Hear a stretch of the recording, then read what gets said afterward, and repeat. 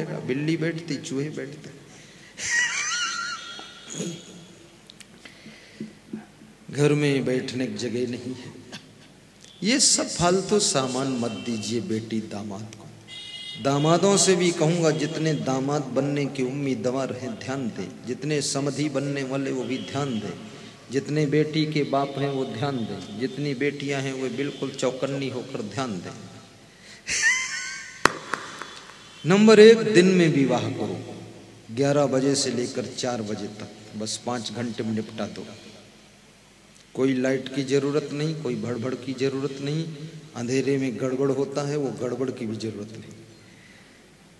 सूरज निकला है, रोशनी में आनंद से हो रहा विवाह। एक टाइम भोजन खिला दो, फटाक से 4 बजे विदा कर दो। आप ये देखो, मेरी बेटी के पति के पास में, समधी के घर में कमी क्या है? अगर घर नहीं है तो सारा पैसा दूसरी जगह न दे करके उसको घर बनाने के लिए पैसा दीजिए कि आप 2 कमरे बनाइए, एक कमरे में बेटी रहेगी और दूसरे में हमारा समधी रहेगा, घर बनाइए। ये लीजिए 4 लाख। अगर देखो घर ठीक ठाक है, उसके पास गाड़ी नहीं है, तो 7-8 लाख की गाड़ी दीजिए और समधी से सलाह कर लो कि मेरे को केवल 4 लाख देना है, गाड़ी 8 लाख की है, 4 तू लगा, 4 मैं लगाऊं, गाड़ी तेरी, पैसा आधा मेरा, जाओ। बताना मत किसी से, कहना दहेज में मिली, सम्मान मेरा होगा, गाड़ी तेरी होगी। ये बुद्धिमानी से काम कीजिए। ये सारा सामान उल्लुल जुल्लुल खरीद कर वहां कोई उपयोग नहीं होता है। मैं तो छत्तीसगढ़ में कई जगह देखा तो सामान रखने की जगह नहीं।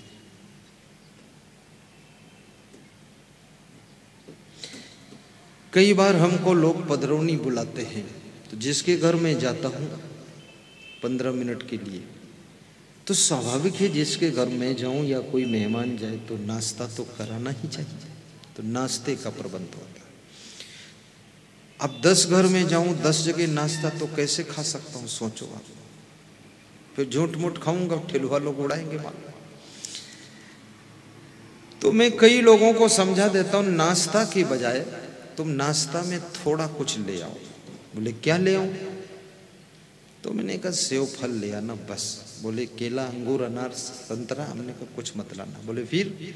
तो मैंने कहा कि तुम कपड़ा धोने वाला पाउडर ले आना, कपड़ा धोने वाली साबुन ले आओ, नहाने वाली साबुन ले आओ, और 7 जोड़ी चप्पल ले आओ, और 5 जोड़ी इनर ले आओ। तो बोले ये क्या है? हमने कहा नाश्ता के बदले वो सामान दो जो 6 महीने काम आ जाएगा। सही बात, होशियारी से काम करना चाहिए। तो कई लोगों के समझ में आ जाता, कई के समझ में नहीं आता। अरे बोलते वो भी ले आएंगे, ये भी कर देंगे। तो मैंने कहा भूख नहीं तो इसमें क्यों फालतू खर्च करो? अरे भूख नहीं तो थोड़ा थोड़ा खा लेना। क्या आवश्यकता है तुम्हारे दामाद को, क्या जरूरत पड़ेगी तुम्हारी बेटी को, क्या जरूरत है तुम्हारे समधी को, वो सामान दीजिए। और शादी का मतलब है शादी को सादा ही कीजिए, शादी को सादी ही रखिए, उसको रंग बिरंगा बहुत मत कीजिए। आजकल के फैशन में मैं देखता हूँ कि रात में शादी करेंगे तो 20-25 लोग तो लाइट खोपड़ी पर रखकर चलते हैं, डोरी बंधे हुए, और 10-20 लोग नाचते रहते हैं, कूदते रहते हैं। तो वो नाचते हैं तो स्त्रियां खूब देखती हैं, जब उनका पति नाचता है तो खुश होती हैं कि नचा दिया, देखो नाचो। तो जब पति थक जाता है तो उसकी पत्नी स्टार्ट करती कि अब मैं मारती हूँ दमादम मस्त कलंदर, मेरा पहला नंबर। वो भी थोड़ा कूद फांद कर देती है, इधर उधर हाथ फेंक फांक दिया। बस नाचने का कोई ढंग तो है ही नहीं लोगों में, बस ऐसे ऐसे हाथ ऊपर करते रहते। मैं तो सड़क पर निकलता हूँ, देखता हूँ तमाशा, मैं जानते बुद्धू ना कुछ मालूम नहीं है। नाचने का ढंग ऐसे नाच पाओगे?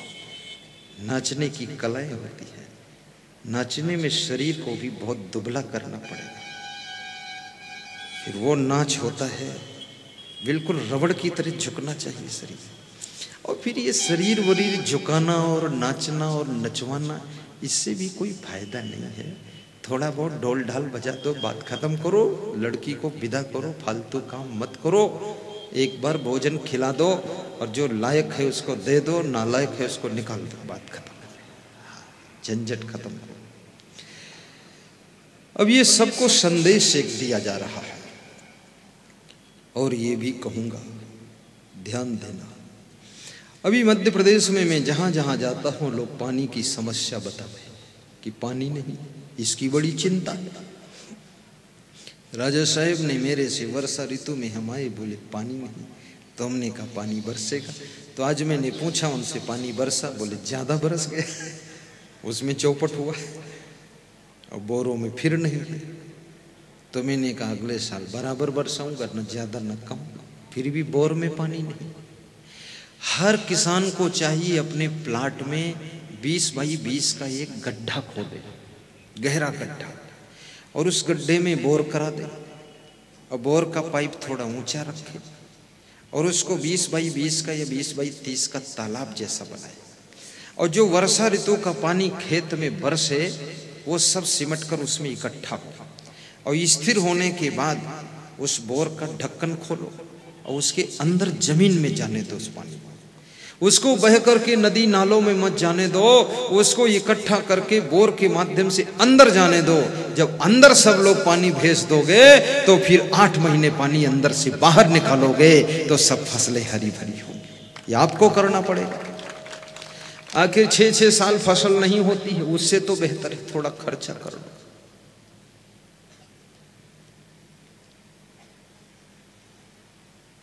ऐसे मध्य प्रदेश की मिट्टी बहुत अच्छी है, जहां गेहूं डाल दो ऐसा बेशर्मी से गेहूं पैदा होता है, सोयाबीन भी खूब होती है और चना भी हो जाता है। धन्य है मध्य प्रदेश की मिट्टी। और मध्य प्रदेश के लोग कुछ ज्यादा समझदार भी होते हैं, प्रेमी होते हैं।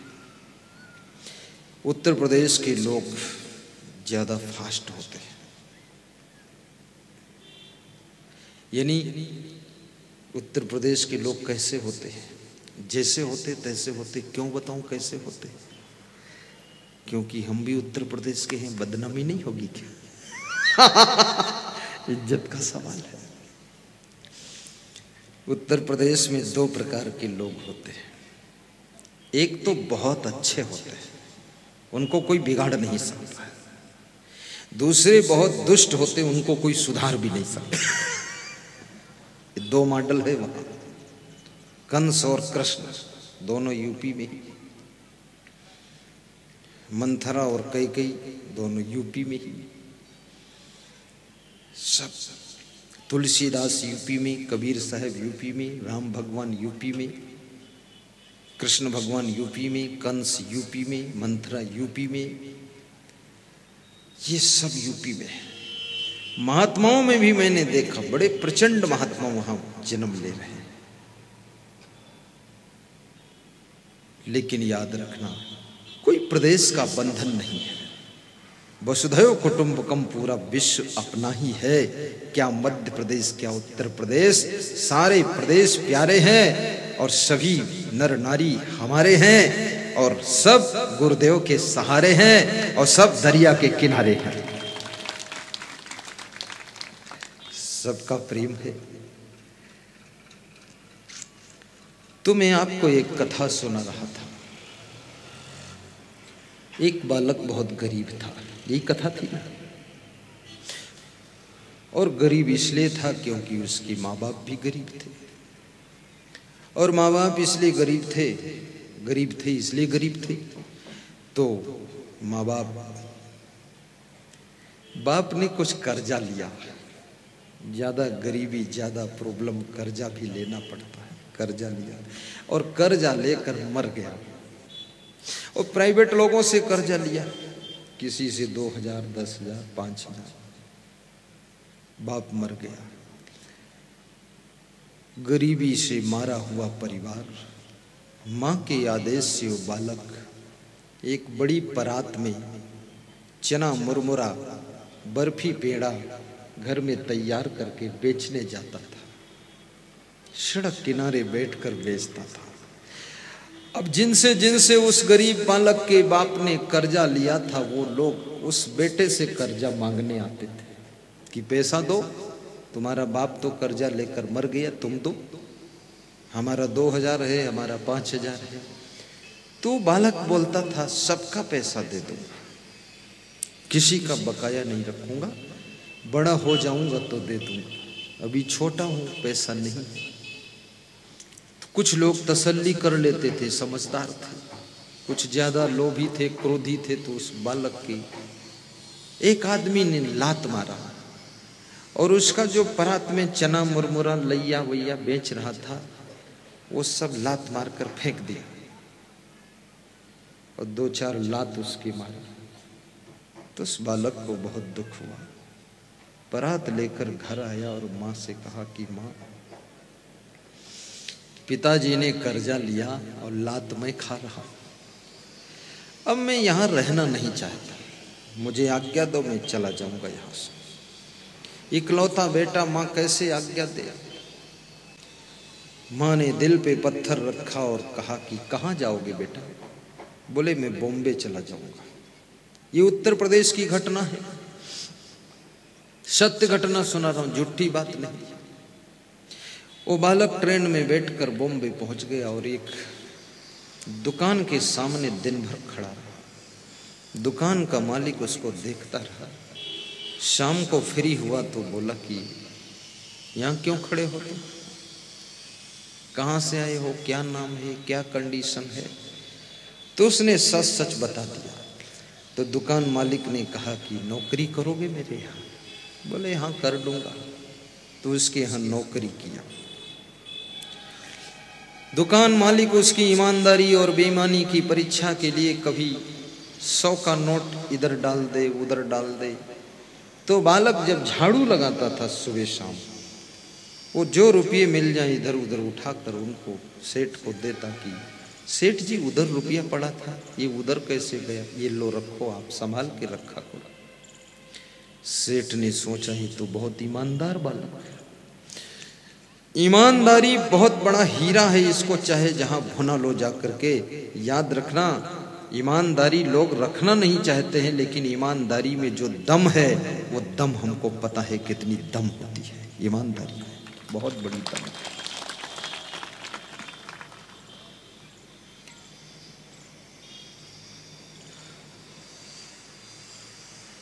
चाहे आप राजनीतिक क्षेत्र में हो, चाहे सामाजिक फील्ड में काम करते हो या घर में हो, ईमानदार का तो प्रभाव कुछ अलग ही रहता है। आश्रमों में भी ईमानदार के हाथ में कमान जाती है। गुरु ढूंढता है कि मेरा शिष्य कौन ऐसा है जो बहुत ज्यादा ईमानदार है। सगे बाप के साथ भी बेईमानी का काम नहीं कराएगा, उसको ऐसी सीट पर बिठाया जाता है। याद रखना, पॉलिटिक्स में भी कोषाध्यक्ष उसको बनाया जाता जो बहुत ईमानदार होता है, पार्टी का कोषाध्यक्ष।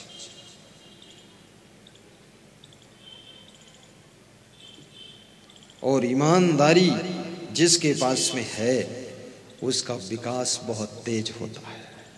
एक एक पैसे का सदुपयोग होता है, पैसा इधर उधर नहीं जाता है। इसलिए कहते हैं कि पैसा कमाना आसान है पर बचाना कठिन है, और बचाना भी आसान है पर पैसे को सही जगह खर्च करना कठिन है। कभी कभी आपका पैसा व्यर्थ की जगहों में खर्च हो जाता है। कभी कभी आपकी बुद्धि भी व्यर्थ के कार्यों में खर्च होती है। आपकी वाणी व्यर्थ में खर्च हो जाती है। सुबह से लेकर शाम तक तुम प्रपंच की बातें करते रहते, तुम ये भी नहीं सोच पाते इन बातों का कोई अर्थ भी है क्या। पान ठेला पर खड़े बातें कर रहे हो, गप्पा मार रहे हो, वहां से जब तुम चल देते हो तो ठेला वाला भी कहता है कि खाम खा मेरा टाइम भी बिगाड़ता है, करके फालतू बात करता है। और जिनको रिक्शा चलाने की भी अकल नहीं, वो प्रधानमंत्री को भी अकल बताते हैं कि इस तरह देश चलाना चाहिए। अरे इतनी अकल होती तो तू ही देश चला देता फिर। ये आज की तारीख में हर आदमी जहां देखो वहां बैठ कर लोग राजनीति की चर्चा बहुत करते हैं और सब सुधार संशोधन करते हैं कि प्रदेश में ये होना चाहिए, जिले में ये होना चाहिए, वहाँ ये होना चाहिए। उनसे पूछो तेरे घर में क्या होना चाहिए, तूने यहाँ क्या किया है? घर में घर को ड्यू डेला कर दिया है, बंटाधार कर दिया। तेरे मैनेजमेंट से तो पूरा देश बिगड़ जाएगा। जो अपने घर को अच्छी तरह से संभाल सकता है वो तहसील को भी अच्छी तरह संभाल सकता है और वो देश जिले को भी अच्छी तरह से संभाल सकता है। याद रखना, संभालने की जिसमें कला है उसको जहां रख दोगे वहां संभाल देगा ठीक से, और जिसमें संभालने की कला नहीं है उसको जहां सेट कर दोगे वहां सब बिगाड़ देगा।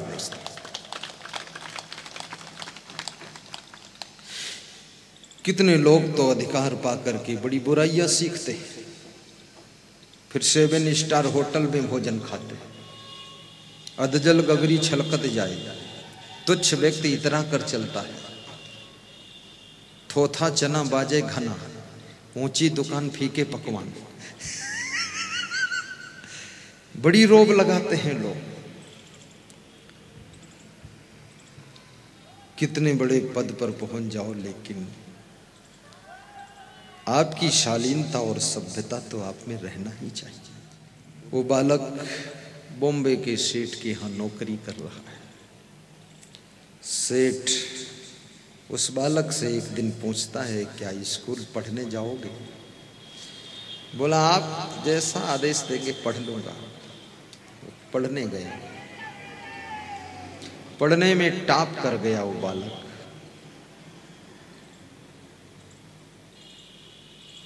और टॉप करने के बाद उसको सर्विस भी मिल गई। तो सेठ जी ने सोचा कि मेरे कोई पुत्र भी नहीं है, एक ही बेटी है, तो इसी के साथ विवाह कर दूं तो ज़्यादा अच्छा रहेगा। तो बेटी का विवाह उसके साथ कर दिया। अब बॉम्बे सिटी में अरबों की प्रॉपर्टी का वो मालिक हो गया।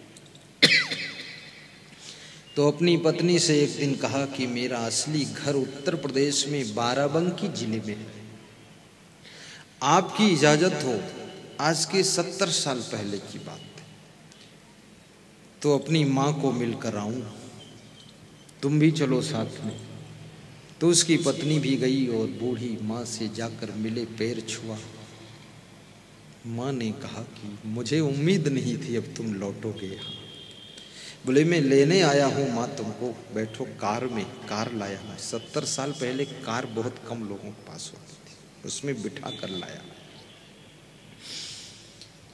और बोला जहाँ मेरे को बाराबंकी जिले में यूपी में लात मारा था लोगों ने, मेरे घर के पास में मंदिर बनाऊंगा भगवान का, और मंदिर का जो गेट होगा वहाँ मेरी मूर्ति लेटी हुई बनेगी और उस पर जो पूजा करने आए वो अपनी लात मेरे ऊपर रख करके तब मंदिर में जाएं। ये लात मार की खाने वाला व्यक्ति आज बॉम्बे का बहुत बड़ा सेठ हो चुका है।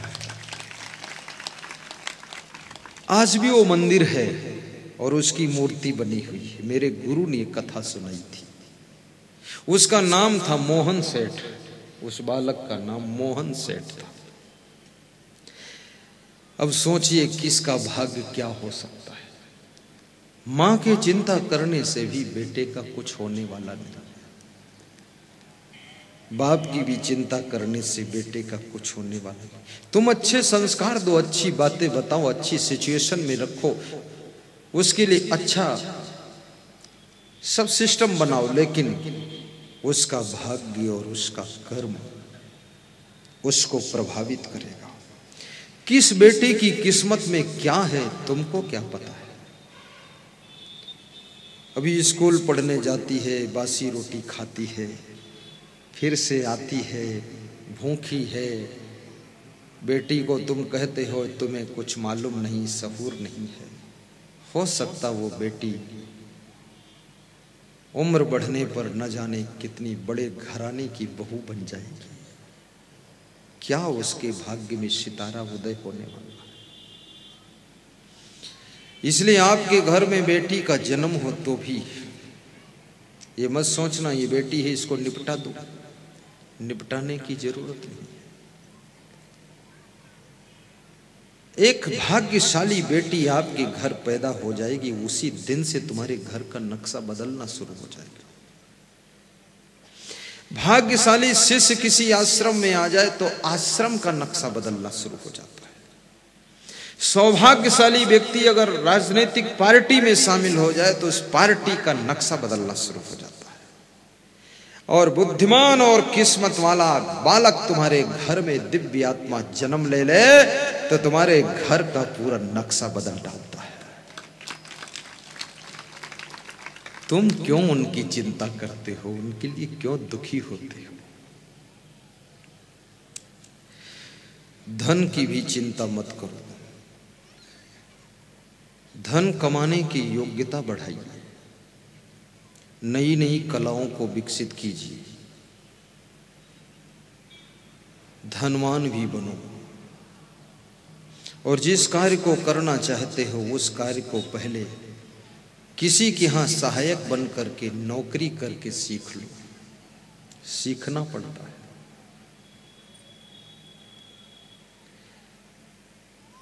मनुष्य एक ऐसा प्राणी है जिसको सब सीखना ही पड़ता है। अभी इतनी महिलाएं ये कलाकार बैठी, इतने पुरुष ये गुणवान बैठे हुए हैं, मरने के बाद सारी कला भूल जाती है। अगला जन्म होगा तो फिर से सीखना पड़ेगा। न रोटी सेकना आएगा, न सिलाई मशीन चलाना आएगा, फिर से ट्रेनिंग लेनी पड़ती। और जिसमें सीखने की भूख है वह व्यक्ति कभी गरीब नहीं रह सकता है। धीरू भाई अंबानी पेट्रोल पंप पर नौकरी कर रहे थे 400 रुपये महीने की। तो पेट्रोल पंप के मालिक ने कहा ठीक से काम करना, नौकरी सही करना। तो धीरू भाई अंबानी ने एक ही बात कही थी, नौकरी के लिए नौकरी नहीं कर रहा हूँ, पेट्रोल पंप का मालिक बनने के लिए नौकरी कर रहा हूँ, सीखने के लिए कर रहा हूँ, सीखने के बाद तो मालिक बनना है। क्या बात है। आज रिलायंस के कितने पेट्रोल पंप हैं आप देख सकते हैं। 40 किलोमीटर की एरिया में रिलायंस का रिफाइनरी सेंटर जामनगर गुजरात में मैं देख कर आया। खुद के उनके हवाई जहाज हैं कई। उनके रिलायंस फैक्ट्री में जो काम करते हैं वो शाम को बॉम्बे जामनगर से खुद के हवाई जहाज से जाते हैं और सुबह बॉम्बे से जामनगर हवाई जहाज से आते। स्पेशल उनको हवाई जहाज लेकर जाता है, लेकर आता है। अब सोचिए उनके कर्मचारियों के लिए स्पेशल हवाई जहाज है तो आदमी कितना बड़ा आदमी बन चुका है। खुद के लिए क्या व्यवस्था है। लेकिन वही आदमी गरीब भी था एक दिन। तुम सदा गरीब ना रहोगे, समझदारी से काम किया करो। पति पत्नी कलह कलेश मत करो, जो है उसमें संतोष करो और प्रेम से रह लो। साड़ी के लिए लड़ाई मत करो, गले के हार के लिए पति का गला मत दबाओ, अंगूठी के लिए पति के हाथ की अंगुली मत तोड़ो, नखरे मत करो कि हार नहीं होगा त्योहार नहीं होगा। ये सब लफड़ा खत्म करो। मोटरसाइकिल पर भी बैठकर चले जाओ, कभी जरूरत पड़े ऑटो रिक्शा में भी बैठ जाओ। धीरे धीरे आपके परस्पर का प्रेम, मानस की एक चौपाई याद कर लो। अमीरों के लिए भी गरीबों के लिए सबके लिए XYZ ये फार्मूला लागू होता है कि जहां सुमति तहां संपत्ति नाना, जहां कुमति तहां विपत्ति निधाना। भाई भाई लड़ोगे, देवरानी जेठानी लड़ोगी, और याद रखना पति पत्नी झगड़ा करोगे, बाप बेटे मनमुटाव रखोगे, गुस्सा से भरे रहोगे, आपके घर में दरिद्र आएगा। कभी अधिक मेहनत करना पड़ जाए तो भी नाराज ना हुआ करो। कभी सोने को कम मिले तो मुंह फुलाया ना करो, और कभी ज्यादा आराम करने को मिले तो पड़े मत रहा करो, कोई नया काम शुरू कर दिया करो। और कभी खाने का अवसर न मिले, लेट खाने को मिले तो दुर्गा के नाम से व्रत समझ लिया करो। और कभी ज्यादा को खाने को मिले तो अपने आप त्याग कर दिया करो, कम खा लिया करो। और कभी याद रखना, पानी पीने का 1 घंटे वक्त न मिले तो निर्जला व्रत समझ करके मुस्कुरा दिया करो। हर कंडीशन में अपने को सेटल करना सीख लिया करो, तो जिंदगी में उन्नति भी होगी और शांति भी होगी। कभी भोजन बनने में देर हो, अपनी वाइफ से कह दो केवल रोटी बना दो और टमाटर काट दो, उसमें हरी मिर्च काट दो, नमक डाल दो, बस रोटी और टमाटर के साथ खा लेंगे। सब्जी बनाने में आधा घंटा देर होगी, छोड़ो, लफड़ा खत्म करो, काम, निकलो बाहर जल्दी।